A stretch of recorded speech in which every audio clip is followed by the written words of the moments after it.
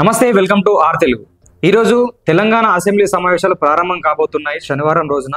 So దీనికి సంబంధించి ఈ అసెంబ్లీ సమావేశాలు కాంగ్రెస్ పార్టీ ప్రత్యేకమైనటువంటి ఎజెండా ఏంటంటే కాళేశ్వరమే అని ఒక ఎజెండాను పెట్టుకుంది. సో ఏదైతే కాళేశ్వరంలో అవకతవకలు జరిగాయంటూ కాళేశ్వరంలో ఒక కమిషన్ వేయడం జరిగింది. దీనికి సంబంధించి జస్టిస్ పిసి ఘోష్ ఒక నివేదిక ఇచ్చింది. సో ఈ నివేదికలో ఏమున్నది అనేది ప్రజలకు, ప్రజాప్రతినిధులకు తెలిసే విధంగా అసెంబ్లీ సాక్షిగా మొత్తం బయట పెట్టాలని కాంగ్రెస్ ప్రయత్నం చేస్తున్నది. సో దీని తర్వాత దీనికి సంబంధించి స్పెషల్ ఇన్వెస్టిగేషన్ టీం ఏదైతే ఉందో సిట్ను కూడా దీనికి నియమించి ఖచ్చితమైనటువంటి ఆధారాలతో సహా బీఆర్ఎస్ పార్టీని ఇరకాటంలో పెట్టడానికి కాంగ్రెస్ ప్రయత్నం చేస్తుంది. సో ముఖ్యంగా అసెంబ్లీలో ప్రస్తావించే అంశం ఇదని తెలిసింది. అటు బీఆర్ఎస్ ఏమంటారు అంటే ఈ కమిషన్ ఏదైతే ఇచ్చిందో దానికి చట్టబద్ధత లేదు, అదంతా ట్రాష్. సో మీకు ఏ డీటెయిల్స్ కావాలన్నా కానీ మీరు ఎన్ని రోజులు చర్చ పెట్టినా మేము చెప్పడానికి సిద్ధంగా ఉన్నాం, కానీ మమ్మల్ని మాట్లాడనివ్వాలి, మాకు మైక్ ఇవ్వాలి, కెమెరా మా దిక్కే ఉండాలి. తర్వాత దీనికి సంబంధించి పవర్ పాయింట్ ప్రజెంటేషన్ ద్వారా అసలు ఏమైంది, ఎక్కడ ఏం చేసినాం అనేది పూర్తి డీటెయిల్స్ మేము ప్రజలకు చెప్పడానికి సిద్ధంగా ఉన్నామని చెప్పేసి బీఆర్ఎస్ వాళ్ళు అంటారు. సో తర్వాత బీజేపీ వాళ్ళు ఏమంటారు అంటే దీనిపైన ఈ కాళేశ్వరం కమిషన్ పైన ఈ అంశాన్ని సిబిఐకి అప్పచెప్పాలి, ఖచ్చితంగా ఎవరైతే దీంట్లో అవినీతి చేసిర్రో, వేల కోట్ల కుంభకోణాలు జరిగినో సో వాళ్ళు సిబిఐకి అప్పగిస్తే వాళ్ళు కరెక్ట్ దీనిపైన ప్రాసెస్ చేస్తారని బీజేపీ వాళ్ళు అంటారు. సో ఇంకొకటి ఏంటంటే బీఆర్ఎస్ వాళ్ళు అనేది ఏంటంటే ఇప్పుడు ఏదైతే జరుగుతున్నటువంటి అంశాల మీద మీరు చర్చించాలని చెప్పి బీఆర్ఎస్ వాళ్ళు అంటారు. సో మొత్తం మీద మనం గమనించాల్సింది ఏంటంటే దాదాపు కాంగ్రెస్ ప్రభుత్వం వచ్చినప్పటికెళ్ళి ఏదైతే అవకతవకలు జరిగాయి ఖచ్చితంగా దీనిపైన మేము ప్రజల దృష్టికి తీసుకెళ్ళి ఖచ్చితంగా వీళ్ళను ప్రజల ముందు ఉంచే ప్రయత్నం చేస్తాము, వాళ్ళు అవినీతి చేశారని చెప్పి అంటారు. ఓకే, కాకపోతే ఏంటంటే ప్రభుత్వం ఏర్పడినప్పటికెళ్ళి దాదాపు 2 సంవత్సరాల కాలమైంది. ఏదైనా ప్రజల సమస్యలను పక్కన పెట్టే విధంగా ఇదే అంశాన్ని ముంగటేసుకుంటున్నట్లయితే తెలుస్తుంది. ఇప్పుడు ప్రస్తుతం కామారెడ్డిలో వరదలు వచ్చి బీభత్సమైనటువంటి నష్టం జరిగింది. దాదాపు 350 కోట్ల నష్టమైనట్టు ఒక నివేదిక. దాదాపు ఏదైతే రోడ్లు నాశనమైనాయో అవి రిపేర్ చేయడానికే 50,000 కోట్లు అయితే అంటారు. తర్వాత ఈ పంట నష్టం జరిగింది, కొన్ని లక్షల హెక్టార్ల భూమి పంట నష్టం అయితే జరిగింది.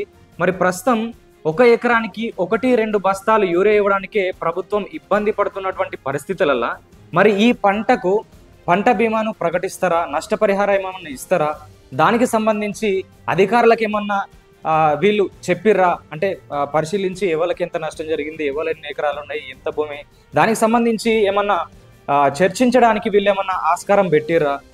తర్వాత యూరియాకు సంబంధించి గత 2 నెలల నుంచి యూరియా సమస్య ఉంది. రైతులు పడిగాపులు కాస్తా ఉన్నారు. ఏదైతే వ్యవసాయ కేంద్రాలు ఉంటాయో యూరియా బస్తాల కోసము లైన్లకు మనం నిల్చుంటారు రాత్రి టైంలో కూడా. సో ఈ అంశం పైన ప్రభుత్వం పైన తీవ్రమైనటువంటి వ్యతిరేకత వస్తుంది.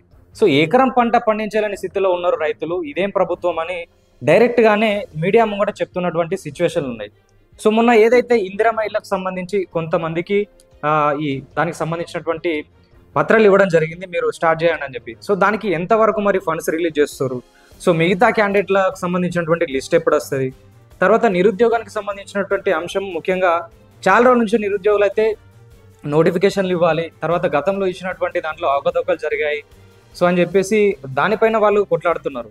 సో ఇలాంటి పలు అంశాలు అయితే ఉన్నాయి. సో ఈ అంశాలన్నీ పక్కన పెట్టి ఓన్లీ కాళేశ్వరం పైన చర్చ చేస్తారా, సో ఇంకా ఎన్ని రోజులు ఈ కాళేశ్వరం గురించి మరి వీళ్ళు దాన్నే ముంగటేసుకొని ఉంటారు. ఈ ప్రభుత్వంలో ప్రజల సమస్యలు ఏదైతే ఉన్నాయో సో వాటిని ఎందుకు మరి పట్టించుకుంటలేరు అనేది చాలా మంది ప్రశ్నిస్తున్నటువంటి విషయం.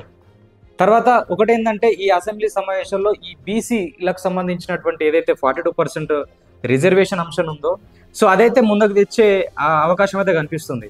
ఒకవేళ కేంద్రం నుంచి వెళ్ళి డైరెక్ట్గా వాళ్ళు ఈ అంశం పైన వాళ్ళు ఇవ్వకపోయినా కానీ ప్రభుత్వం అండర్లో ఇక్కడ ఉన్నటువంటి రాష్ట్రాల అండర్లో ఏదైతే ఉందో కనీసం స్థానిక సంస్థల ఎన్నికల్లో ఆ 42% వాళ్లకు కేటాయించే విధంగా ప్రయత్నం చేస్తున్నట్టయితే తెలిసింది.